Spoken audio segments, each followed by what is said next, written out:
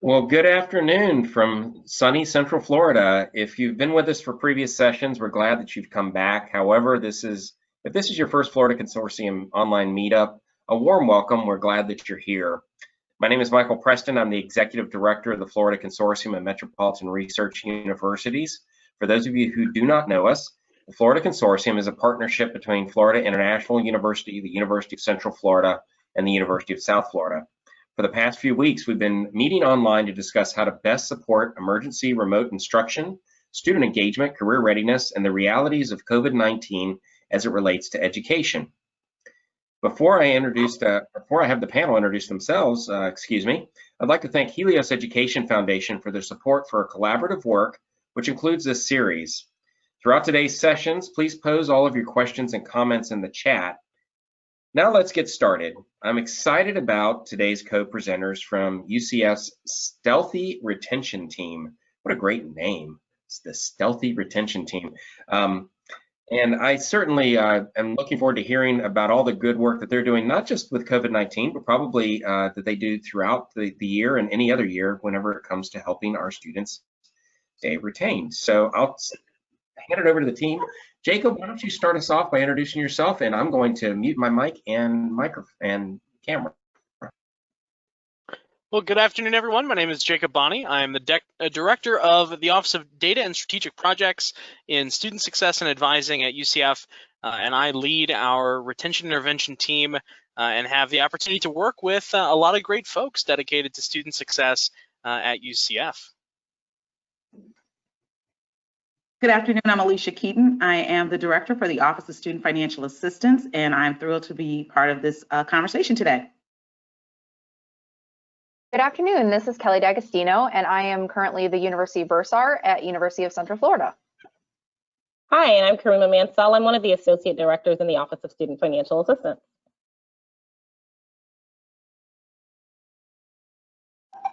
Yes, we're going to move forward. So good afternoon. So we have a jam-packed ton of information to share with you today. So our agenda for today, we will provide you with an overview of UCF. We're also going to talk about, excuse me, I'm a little tongue-tied, the topic of drop for non-payment. I know when we spoke before in person, that was a really huge topic for us. So we really want to share with you what we've been able to do to successfully retain our students with that endeavor. We're going to have an interactive discussion and share what's happening at our institution, but give you time to share with us what's happening at your institution, discuss best practices. We want you to leave with more than what you came with. We want you to walk away feeling empowered and with some tools to take back to your leadership. And of course, next steps, how could you implement strategies to address drop for non-payment at your institution? And again, as Michael Preston said, we're also dealing now with COVID, and this is now adding just another layer of how do we retain students in light of a global pandemic.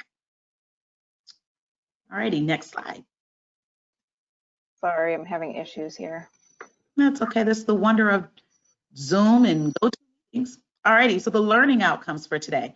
You as a participant should be able to explain, hopefully, 3 mitigating factors affecting students facing drop for non-payment.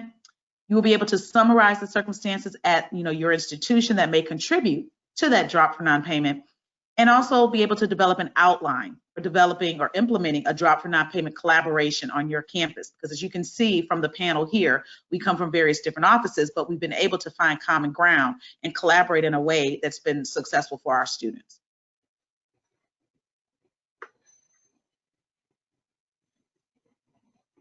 So a little bit about the University of Central Florida. We are a very large institution. We were founded in 1963, so we are a young-ish institution, as I can say.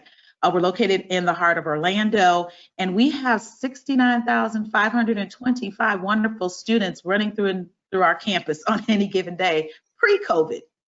So we do have 59,000 undergraduates. We do have a medical school. We have a very robust growing graduate program, and we also have a very much growing UCF online program with about 5,613 students. Real quickly, we have a state program, for those of you not from the state of Florida, called Bright Futures, in which the first tier, they cover 100% of tuition and fees, and the second tier, they cover 75% tuition and fees for students who meet certain academic credentials at as a high school senior. We have roughly over 16,000 undergraduate students, again, forgive me, I'm tongue-tied, students. And we've awarded clearly over about $88 million in that state program. That's our largest state merit-based program. We also overall disperse over $577 million of aid each year to over 71% of our student population. So financial aid, and Dr. Mansell, she can share, we are always busy. We never are slow. All right, we'll go to the next slide.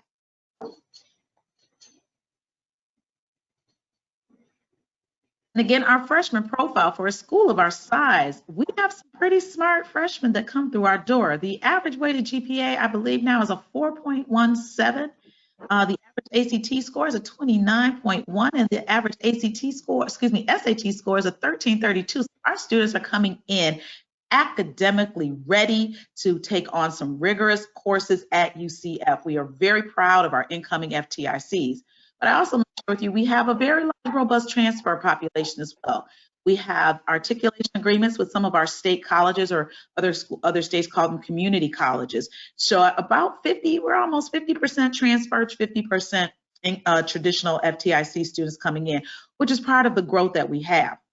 But I can also share with you is we're very affordable in the state of Florida.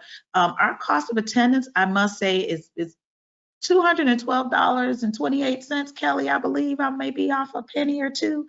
So that's correct. Thank you.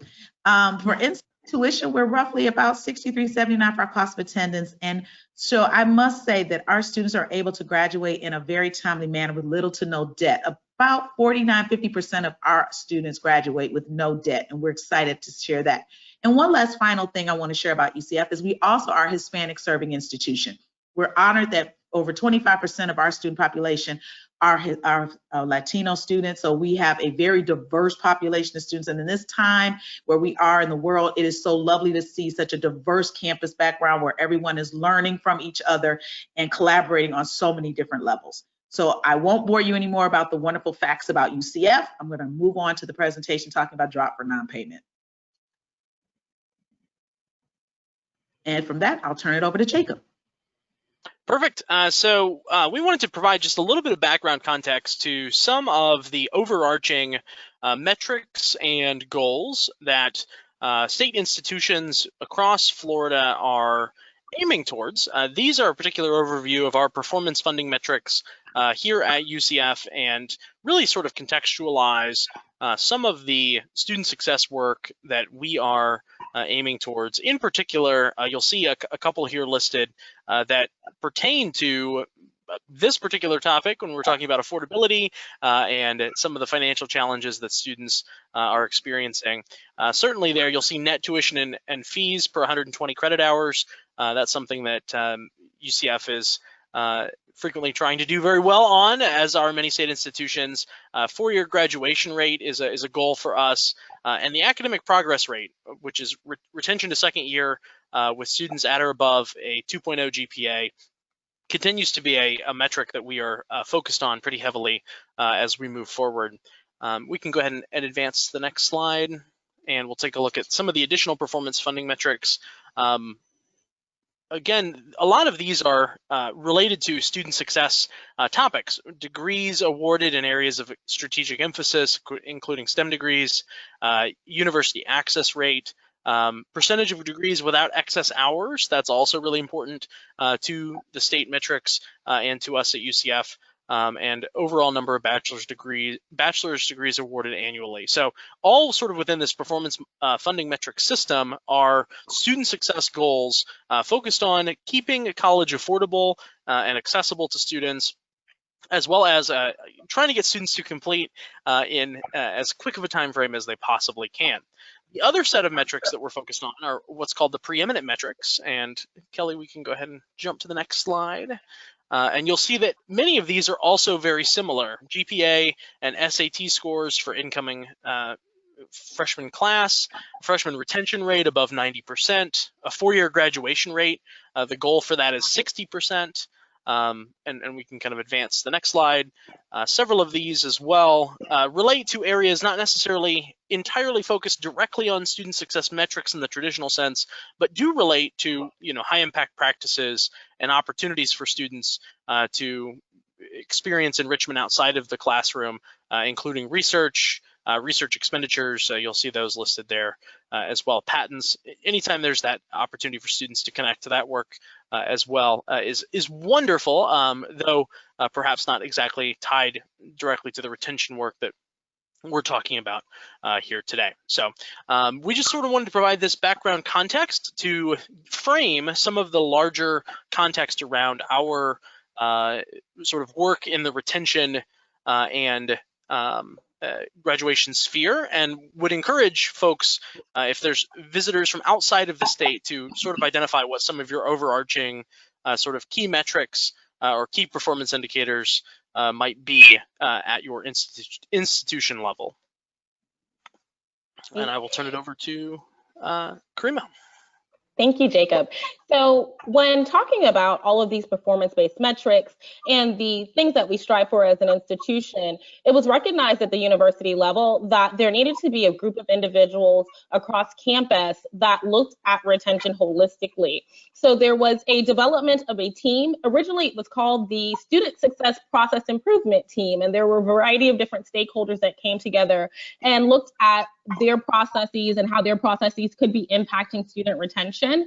And we looked at barriers that students were facing and facing as it relates to progression, and how we can collectively respond to their needs. And so each department represented listed here. We had the advising community, multicultural academic student services, our Office of Student Financial Assistance, Housing and Residence Life, Student Accounts, the Registrar's Office, what was formerly the Office of Student Success. All of those offices came together to really look at this problem and address it holistically. But also, I want to mention that we also reevaluated who needed to be at the table. At one point, Student Accounts was not included, and we recognized that's a stakeholder who should join, and we should figure out how they can assist with our retention efforts. And the other thing about retention is we don't just look at it from the perspective of it's registration time and that's when we should start our efforts. Our retention intervention team works pretty much throughout the whole academic year. We provide programmatic efforts through fall and spring. We have a case management strategy with outreach throughout late summer and spring, and that outreach happens at various levels within the college and within the various units across the university. We are rather large, but we actually do make phone calls and we reach out to students and we try to address the barriers that students are facing individually. And then we do a final push during the second part of the fall semester. So to further elaborate on the phases, Phase 1 begins with orientation through the first part of the fall semester. And essentially, we are supporting students when they get to UCF. We want to ensure that they're onboarded. They know the various wraparound services available on campus and the resources and tools that can help them be successful at our institution. And so that's a really important part of helping students be successful through their first year and throughout their tenure at the university. In Phase 2, we start to have some specific outreach with targeted students, looking at some things that might be facing them as barriers and providing them with support and connecting them to those campus resources, again, helping them to overcome those barriers. In Stage 3, and this is where we are now, this is ongoing case management. We're looking at those students who could have registered who haven't, and trying to figure out why haven't they registered. And each office is strategically contacting students, making an effort to find out what might be going on with students, looking at, again, a holistic approach and collectively looking at if there are holes that could be placed on a temporary status where the student would still be able to register even though they may have a hold. And then we have various methods of contacting the students and various offices contact points. I want to mention that this is a collective and collaborative effort because we also don't want to bombard the students with the amount of contact that gives them the feeling of the institution is just rapid fire at them. So this is a strategic effort. The students are placed in groups and the communication is targeted. Then in Phase 4, and this is a good part of what we're going to be talking about today, our final outreach efforts for students who are unregistered takes place throughout the beginning of the semester through the add drop period. And then we assist students with barriers as they return from breaks. And then During our drop for non-payment period, we start to address the financial challenges that some students are facing during drop for non-payment to provide them with a financial award that can help them be retained into the upcoming semester. So some key insights. Again, our outreach is very targeted. We send each member of the team has specific lists, and we collaborate to ensure that the information that's being delivered to students is meaningful and helps them to move past any barriers they may be facing. Also, the hold interventions, this is also done in conjunction with a variety of different offices across campus. The key to our retention efforts and the key to the success of the retention intervention team has been that we operate as a partnership and in collaboration with one another. We do not operate in silos as we try to assist students with being retained from year 1 to year 2 and ultimately with their progress through graduation. We coordinate our communications, providing actionable tasks that the students need to do. We use text messaging as well as calling campaigns. We use text messaging for the purpose of nudging or calls to actions, things that we need students to do in order for them to be successful. And then we also are very understanding and supportive of students, and we utilize a referral approach to make sure students are connected to the right department on campus based on the barrier that that student may be facing. And ultimately, we're setting up the students not just to be retained from year 1 to year 2, but we are trying to position the students to be academically successful through their tenure at the university through graduation. I'm going to turn it over to Jacob from here. Yeah, so this is a bit of an overview of kind of where we have been historically with some of our retention data. Again, looking at the first time in college FTIC retention data for the summer fall full-time cohort. And you can see, we've paid a bit more attention as time has gone on. You can see kind of the refinement of the process. We've tracked it a bit more week by week as time has gone on. But you can also see through trends, and we'll zoom in a little bit here in a minute, that a lot of our progress has happened early and through that work in the spring rather than in the summer. The lines across the summer are actually very flat, very consistent as far as growth year to year. In fact, it's about 6%. Where we start from the beginning of the summer to the end of the summer, we gain about 6% across the summer. And so that's not to say that the calls and the outreach and the work that happens throughout the summer and into the drop for non-payment period is not really important. It is very important. However, a lot of the gains that we have made as time has gone on, including a 2.6% increase over 4 years, those gains have come from additional efforts prior to the beginning of the summer period. And so, yeah, we can go ahead and jump to the next slide. And it will highlight that exactly those trends that I was just talking about. This is kind of the summer. And what you'll see and what you might notice here, if you look at the last few lines there, not the top bluish line with squares, but the golden line underneath it, you'll see that there's a bit of a drop right at the tail end. And that drop didn't occur so sharply the year before, but in other years, it's kind of been more consistent. That is what we noticed pretty much as a takeaway in the 2018 year. A little bit of melt there in our retention number, kind of right at the tail end of the process. And these numbers actually record the kind of the start. There was actually in a couple of years a bit more melt that could have occurred after the beginning of the semester. And so that's sort of what we started to think about when we start talking about drop for non-pay. And we'll go ahead and jump to the next slide, and we'll look even more specifically in those last kind of couple of years there. And you'll see the cohort in 17-18 actually reached a maximum retention rate of 89.9 before a 0.3% melt that occurred during drop for non-pay. And so you'll see that that's not actually represented in this line. That melt actually occurred all after sort of the tracking and trends were here. There was a 0.1% melt in 18-19 and a 0.2% melt in 19-20.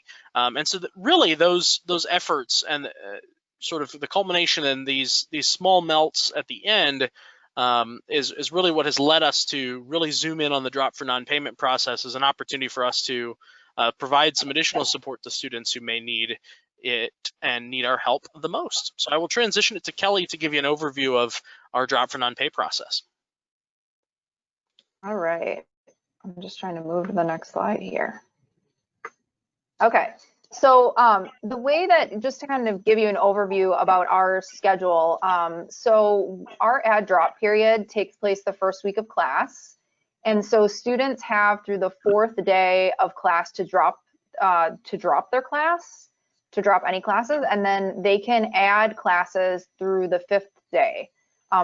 So through that Friday. Our tuition payment deadline is the 2nd week of class, usually the last day of that week, so that Friday. And what we do is any students that have any kind of financial aid, or they're sponsored, or they enroll in our tuition payment plan, we're going to exclude them from the drop for non-payment process, because what we do is we actually defer their tuition. So the normal payment deadline is the end of the 2nd week of class. We're going to actually defer their tuition deadline would be usually like the end of like the 6th or 7th week of class. So those students are automatically excluded. And our threshold to drop somebody for non-payment is the cost of 1 credit hour, which is $212.28, which is what Alicia had said earlier. So after the payment deadline, we are communicating with students a ton. So the first thing that we do is we send them an email. And then in addition to that, we enroll them in a dummy course in our web courses portal. And basically that course is just called Pending Drop for Non-Payment. And we put the students that meet the criteria for the drop, we put them into this dummy course. What was happening prior to us doing that is that students were saying that they didn't know that they were going to be dropped for non-payment. So they didn't check their email, they didn't check their MyUCF portal, and so they said, oh, well, I just log into web courses and that's it. So this was basically a solution to trying to reach out to them. And we also do put an alert in their MyUCF portal saying that they're going to be dropped, which is basically a hold. It looks like a hold to the students. And then lastly, we started like 2 years ago texting students that were pending drop. We also reach out to departments to let them know that students are pending drop. So we specifically reach out to financial aid to let them know. We reach out to athletics. We reach out to our international area. Just to let these different areas know, you know, these are the people on the list. Should these people be on the list? Once students are dropped at UCF, they can reinstate into their classes if they pay their balance in full. So, so for the timeline for this, we actually do our drop. The payment deadline is the 2nd Friday of classes. We notify them the 3rd Friday of classes, and they have through the 4th Friday of classes to actually pay before we drop them. They then have until roughly like the 8th week of class to get into back into their class, and that coincides with our withdrawal deadline. So, and I had said last roughly 6 weeks. And I'm going to turn it over to Karima.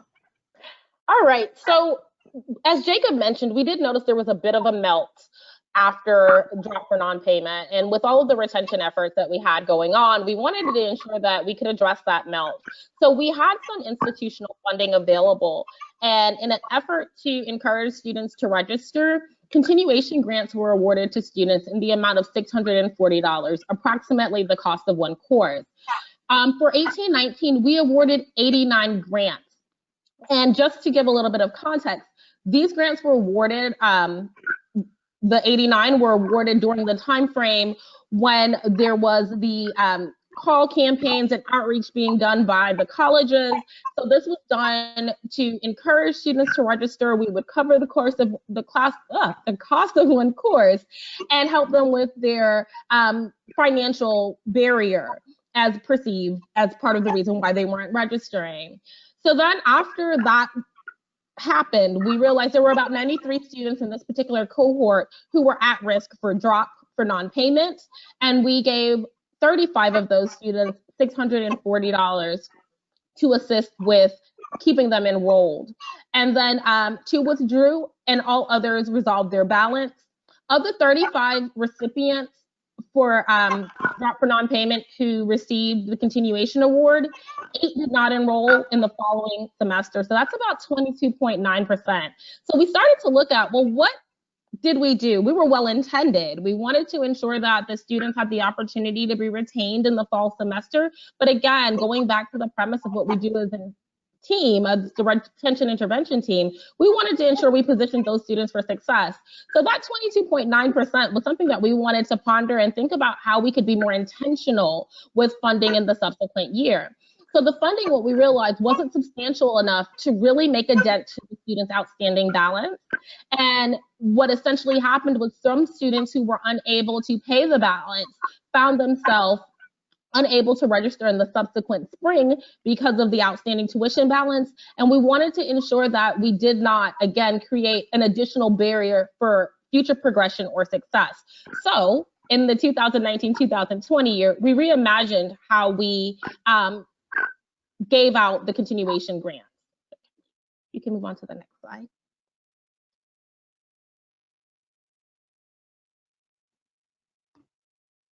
Thank you. So again, as I mentioned earlier, when we're looking at the stakeholders and who should be a part of the retention intervention team, that is not a snapshot in time. We sometimes need to reevaluate who's at the table. So in 2019-2020, Kelly joined the retention intervention team, and now Student Account Services was represented. And that office was really important, particularly in understanding some of the financial barriers that students face. So while financial aid helps students to process the resources available with educational expenses, Student Accounts is responsible for tuition payments and have a lot of information on tuition trends and what students are doing when it comes to payment of tuition.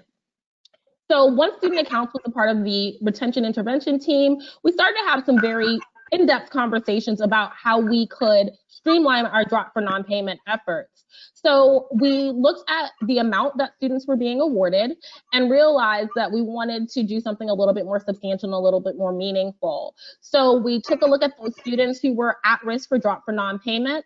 There were 103 students at risk for drop for non-payment in the cohort for second-year students. However, we recognized that we were going to be more strategic, and so while we didn't award as many grants, we awarded just 12, but we looked at the amount that we were giving the students, and we gave them the opportunity to, one, resolve any holes that they may have for the students who were at risk for drop, and we also wanted to give them the opportunity to render payment on their own, and many did.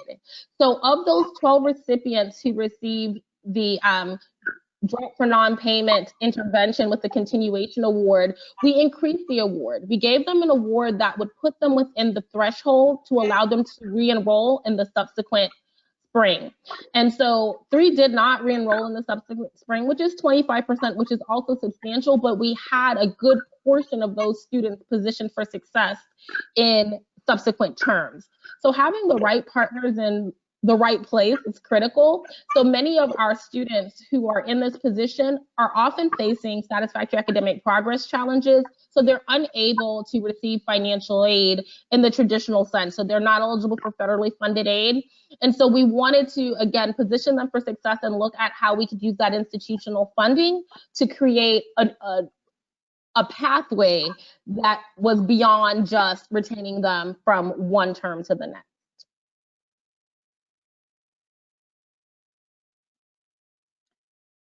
Okay, and I think it's back to me. So let's talk a little bit about how the pandemic is impacting retention. So all of our efforts, the benchmarking we've done and the efforts we've done have been extremely useful, and it's great that we have this rich data to look back on and guide us moving forward.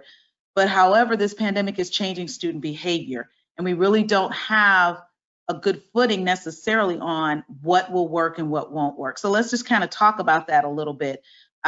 Students and institutions are uncertain of future terms. Institutions are discussing, do they start the fall semester early or do they end the semester early? There are institutions talking about at Thanksgiving when students go home for the holiday, they don't come back. Some institutions are looking at the students will go home for Thanksgiving and finish the term online. Some institutions are looking at not having on-campus housing. There's just a multitude of things that institutions are looking at, and every school is going to be different depending on location, class size, institution size, everything. So you have to look at that as well as how are you going to retain students because they're waiting to register because they don't know what the fall is going to look like. Will I be online? Will I be on campus? Will I live on campus or will I have to commute? All of those factors must be taken into account. So you're not going to have one plan. You may have plan A, plan B, plan C, plan D, you may even have a plan G, but you need to know that the process is going to be very fluid. We also need to look at how offices are communicating. Too many communications in a regular situation is frustrating and confusing to a student. But in a pandemic, if the financial aid office is texting and the admission office is emailing and orientation is calling and student accounts is email, it's oftentimes too much and it may be causing a student and a family to be paralyzed. They don't know what to do there. So you want to make sure you're communicating with your offices. Have a collaborative approach about communication.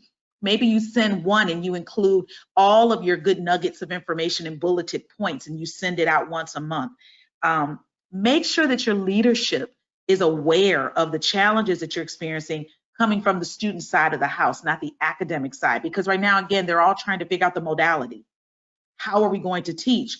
But they may be neglecting how are we going to serve the student when they're here or before they arrive? It's one thing on how to teach them and where to teach them and the modality. It's quite another if they're trying to go to the admissions office, have a tour, go to orientation, come to financial aid, talk to student accounts, and the offices aren't prepared to see them face to face. So make sure your leadership is including all of these factors because it will play a role in the students coming back. If they don't feel touched, if they don't feel engaged and it's not intentional and it's not planned out, they may say, I think I'm going to sit out and just kind of, I'll wait till January. I'll wait till this they'll wait. And that's not what anyone wants because nationally speaking, we've been told there may be a 20% drop in enrollment nationally.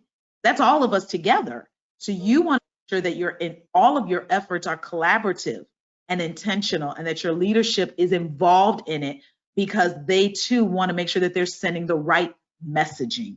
Everyone needs to be on one accord. Even if the accord is we're still trying to figure it out, make sure that you do that because again, students are hesitating. The last point I'll share, them hesitating and then coming back can have an unintended negative consequence, meaning they waited too long to take care of things. They waited too long to handle their residency with admissions. They waited too long to get on a payment plan with your student accounts office. They waited too long for financial aid to turn in documents. Now, when they need money the most, they've set the offices up in a position where they're going to fail them because everyone waited till the last minute and the offices can't handle that volume 4 weeks or 2 weeks before the start of classes. So in your messaging, kind of find a nice way of sharing with students the consequences for waiting. You may not know the modality, but that should not deter you from turning in your paperwork to whatever office is asking you to do that. Not knowing the modality of classes should not deter you from making your room selection with housing. All those things, share with them in a nice way, collectively, collaboratively, the consequences of waiting, because none of us want we can't have a long line of students. Social distancing, but we have to be prepared for that as well. So get together with your offices and find out your pain points. You'll probably be surprised that you all have the same ones.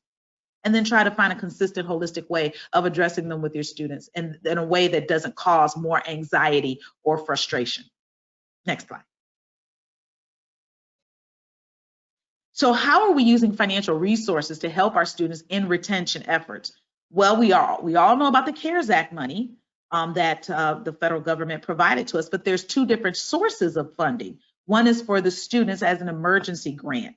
And I know I'm working with that now for our students. So our route was we chose an application for students to share expenses that they incurred. Those funds cannot be applied to outstanding debt directly, meaning if I know a student left us owing a spring balance, I can't take that money and apply it and say, Kelly, pay their balance. Now, could I give the student the money and the student then write a check to the institution? Yes, but that's the emergency money. That's one source of funding, and we're using that in a very intentional way to reach out to our students from spring and now summer to find out how were they negatively impacted. Maybe they couldn't pay their rent. We have a lot of off-campus students that are struggling. They lost their on-campus jobs due to the pandemic, and now they can't pay, and they're in this 12-month lease. So they're asking for financial resources to help them. But there's also the institutional side of the CARES Act funding, where your institution may be able to do some things differently, perhaps with technology, purchasing laptops, things of that nature for students who financially may not be able to do that, maybe paying some outstanding balances with that money. That's on the different side, that's institutional. You probably would want to find out from your leadership, how are you using the CARES Act funding to help with retention efforts? They may not be thinking of retention, quite honestly. They may be thinking of recouping the losses that they experienced as an institution. I know for UCF, we provided prorated refunds for students in on-campus housing and those with meal plans. With the institutional share, you have that ability to basically recoup that loss of funding that you had. So they may not be thinking they too could use a portion of this for retention to help some students come back. So work with your leadership with the CARES Act funding and see if there's some wiggle room that you may be able to just carve out a little bit of money for that effort.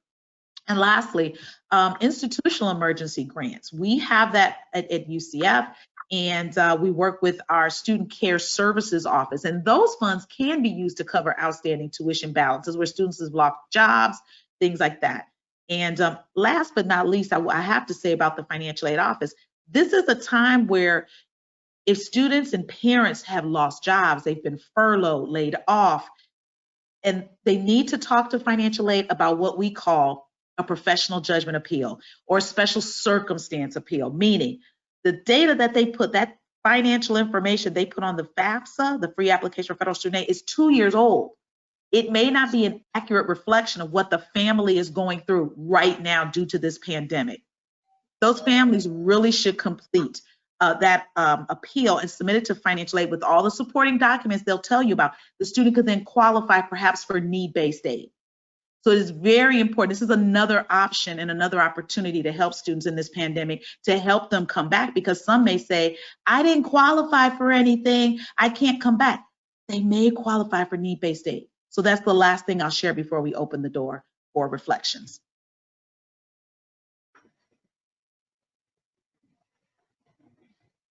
And I need to mute myself if you can't believe it. My doorbell is ringing. I apologize. Well, thanks for everyone for sharing all of your different perspectives. And I'm not sure if we have any questions in the chat right now, but I've got a couple of questions that I want to start off with. You mentioned a little bit earlier on how this group was put together kind of early on. What were some of the warning signs that you were all seeing that facilitated why this group was coming together? Was there any particular data points that you were really pointing to? I think, Jacob, and you please correct me if I misspeak, but I think it was the performance metrics that really started us off. Being that the state, you know, we have to meet certain performance metrics for funding, that was initially the driving force that brought us together.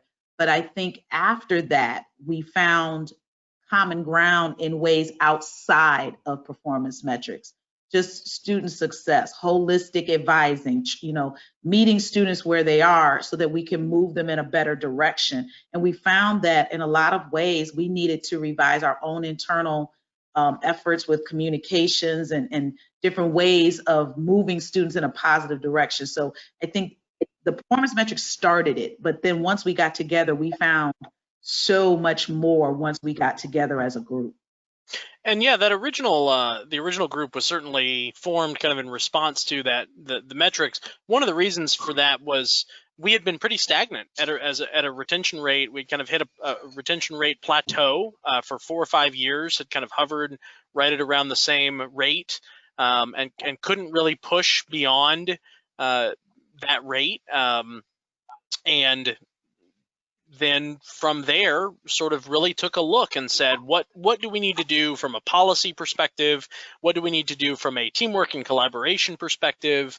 What do we need to do from an institutional perspective to, sort of move this forward? This plateau is below where we want to be. So how do we do that? And there's some great policy changes that sort of came out of that. Certainly great collaborative efforts that have come out of that as well, like this retention team and even just this drop for non-pay workflow. I think it's a great example of, a very specific task within the sort of umbrella of the retention team that is super beneficial. But really, kind of as we talked about, flooding folks with communication, just a desire to all be involved in this work and impact the lives of students and be helpful, yet also not all call the same student the same week, especially if a student does disclose that they're not returning. How do we, as quickly as possible, notify everybody who might be making the calls that that student is not coming back, so that we stop calling them and let them go on with their life, especially in the chaotic times that we're living in right now. If they're making other decisions, let's not continue to bombard them. So I think we've tried to leverage technology and some tools to do that, but also just communicate regularly to make sure that that's happening. And I would like to also add that. Oh, go ahead, Kelly. No, I was just going to add that I think a lot of times, there's this assumption that financial difficulty is the reason for students not progressing. And what we found through this process is that that's not always the case. Correct. So, it was really interesting, I think, when we got to the end where we had it down to that 100 students, and we were actually making phone calls and calling these students and talking with them and finding out why they hadn't enrolled yet. A lot of times you'll see that it got down to, like, we gave money to 12 students because the reasons weren't for those other students, they weren't financial. It was, there were other reasons. Correct. Life. Right. Happened. I also think that while we were addressing a specific performance-based metric as a committee and a team, we really were holistically addressing student success as well.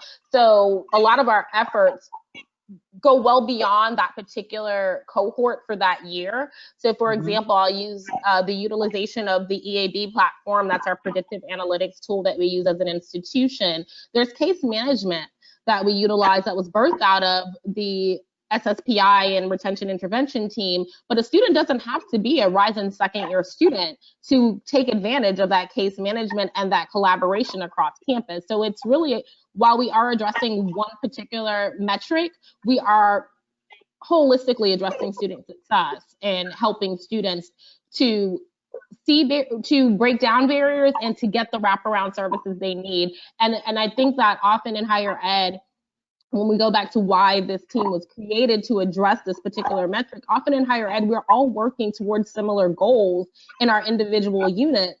But if we operate in silos, we're not nearly as successful as we are if we operate collaboratively. Now, this is going to sound like a loaded question, and it's not meant to be one, but let's be real here and let's get into some real talk. The financial aid office is never really seen as like the happiest place on campus, right? Like I remember talking about, Michael. Hearing all my students going, I gotta go stand in line, and these people never call me back, and I got rejected for whatever. It's we had a lot of that happen. Has this work allowed for you to do more outreach that has perhaps improved kind of the, I want to say customer relations, but perception? The perception of the financial aid office itself? I think that when students get individual phone calls and they're able to get individually contacted by various offices on campus, especially at an institution as large as the University of Central Florida, they recognize they're not just a number, that they are a student who's cared for, there are individuals across campus vested in their success. And I do think that is helpful from the perspective that some students have about various offices on campus. And to Michael's credit, often financial aid gets a bad rap. But those of us who are in financial aid and are financial aid administrators, we do this work because we are truly passionate about breaking barriers to access. Financial aid is essentially one of those tools utilized to level the playing field. So we do the work that we do to help students. And so I think when we do make those personal contacts and they do see the work that we're doing from a different perspective, it does help in that way. But I would also like to say that the vast majority of students do leave our office happy, but the ones who don't are very loud. And yes, that is very Right. true. I would like to elaborate just on financial aid too. Things that it has brought to the table for us. It's had us review how we communicate. Choice of words. We recognize we use some words that we can't change. We say disperse. We don't say paid. We say refund. We don't say stimulus check. You know, there's this certain words we have to use. And we know that it's intimidating. And we know that it's threatening. People are not, regardless of ethnicity, money is scary to a lot of people. It's intimidating. We don't know the right terminology. And so we had to kind of go back to the table in how we communicate. That's why we really started texting, because we knew the emails we were sending, even though they were bullets, students still saw just words. And it was just like, oh my God, I can't read all that. You can read a chemistry book, but you can't read that email. So we really went back intentionally to look at how we were communicating. We actually do surveys for students who visit our office. And one of the things we ask is, the person that you spoke with, were they professional? Were they respectful? Did you leave understanding next steps? We want to know if you left more confused than you came in the door, that's a problem. We didn't do our job. So we look at that data. And I, not just saying as the director of the office, I was impressed with my team when I saw the scores coming and saying, 88, 89% were professional, respectful. 77% of the students left saying my questions were answered and I know the next steps. That's unheard of, because usually it's in the 50s. It's like a flip a coin. So we really look at ourselves with a very transparent lens, because we know we're not perfect. And I think that goes back to even with the whole group, the retention team. We had to come in understanding that we were going to hear things about ourselves that we weren't going to like. Right.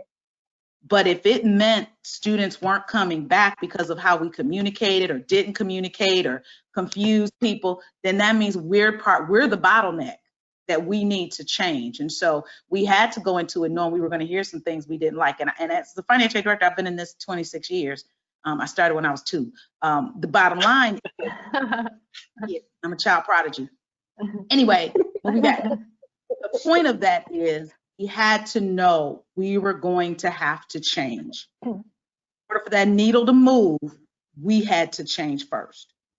That's all I have to say about financial aid. And I love my job. I love financial aid. One thing I'd love to just add is, as a partner for financial aid and student accounts and many of these folks, is it's so refreshing to have partners who are willing to put in the work. And I don't know that I say that to these folks often enough, but we try so hard to not give students the runaround. If I call a student who has financial holds on their account, I can't help them because they need to talk to one of my lovely colleagues on the panel, right? So I can call them and say, hey, you need to register for classes. Well, I have a financial hold. Okay, you need to call financial aid. What good did I just do that student, right? So if we can get partners to engage in the conversation and care to the level that these folks care and be invested as these folks are, it's so incredibly impactful, because then the folks who are making the phone call and making the outreach, sending the text message, are actually the folks who can solve the problem for the student. And that is where you really can turn the corner and do some great work to help students. And to that point, Jacob, I think also it's like peeling an onion, because there are times when a colleague makes that call, and when they make that call, they find out there's so much more than what meets the eye for that particular student. And then because we have a collective group of individuals who meet regularly throughout the academic year, we can make that connection for the student. We can say, hey, let me reach out to my partner who might be in multicultural student services and make the connection, because what you just told me is something that that department can assist you with. Right. So we are helping students break barriers because we're interconnected. Right. So kind of leaping off on that, because here's what I was kind of building up to.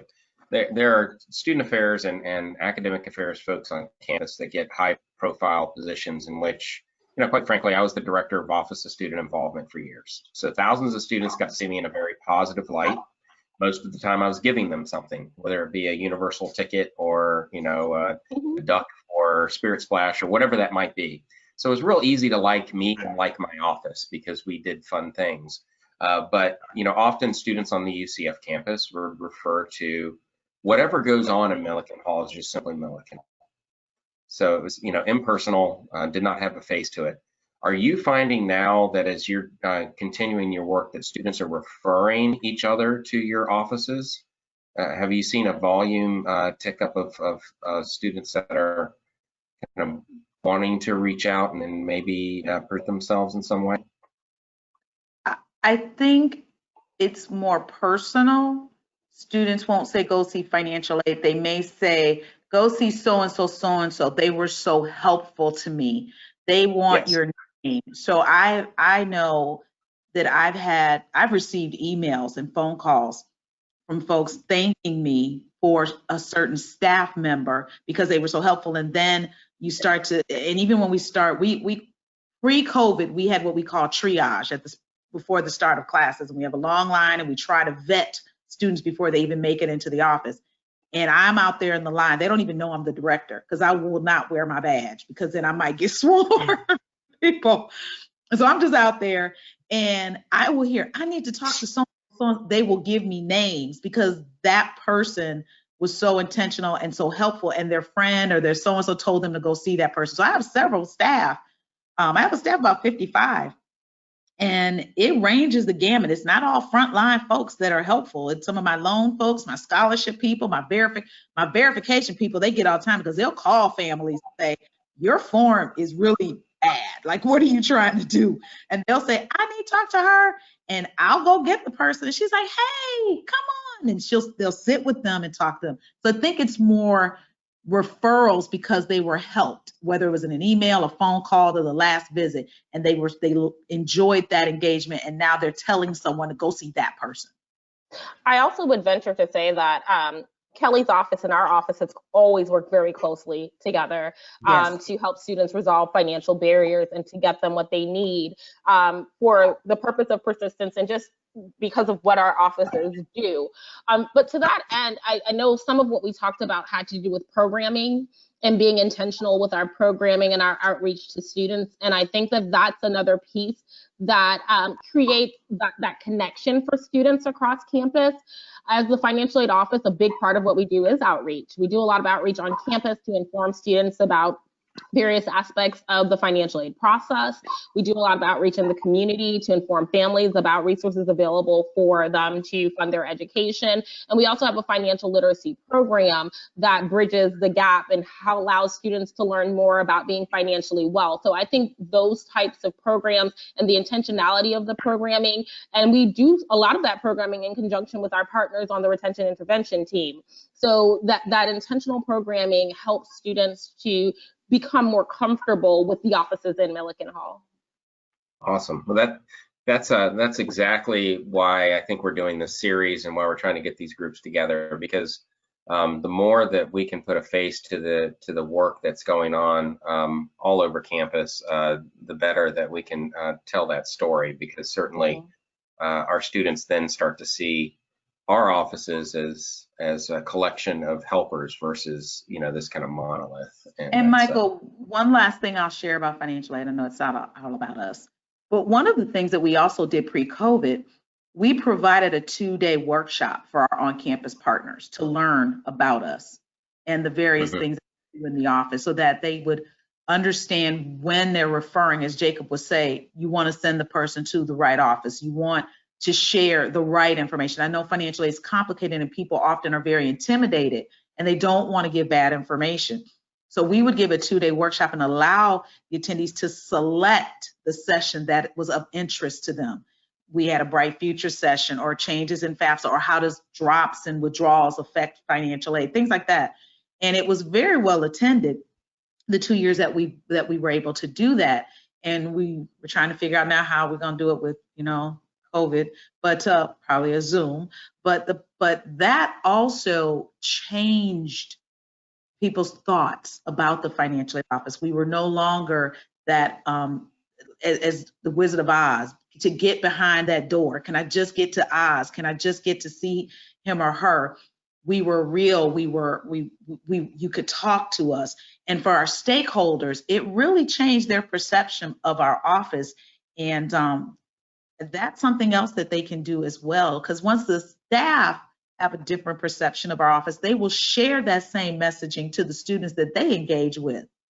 And that was really good PR for us as well, because they saw, oh, wow, these people are really approachable. They really do care. I didn't know it was that simple. I thought it was far more complicated. It just changed the whole mystique about our office and made us much more approachable for staff and students. That's fantastic to hear. Last question, probably more for Jacob and Kelly. Obviously, you work in accounts, and Jacob, you see a lot of like metadata. You see a lot of big data. How do you keep yourselves from? How do you make sure that you remember that these are individual students attached to the end of these numbers and not, data points on a map? Ooh. Yeah, do you want to take that, Jacob? Or so I'll start with from a student accounts perspective. I mean, especially during the drop for non-payment process, we start off with, I would say, around 2,500 students on average at the beginning of that pending drop for non-payment process. And so that's a lot of students. It's a lot of people that we're not going to be able to reach out to on a, person by person basis. And so trying to, it's difficult. I mean, I think that trying to keep a human relational aspect to working with each of these students and knowing that everybody's got their own things going on, especially during this difficult time. So we're just going into the drop for non-payment process actually next week. So it's going to be really interesting. I have a feeling we're going to be having a lot of one-on-one talks with students to see what we can do to help them out.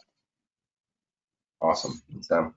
Yeah, and from my perspective, certainly, we talked a lot, and all the data you saw today in our presentation was quantitative, but where true richness of data and understanding comes from is through qualitative data. I tend to be a qualitative methodologist as a preferred form, and often I find myself advocating for us to think about infusing more qualitative. And I don't just mean let's send folks a survey, but truly listening to student experiences, to the voice of students.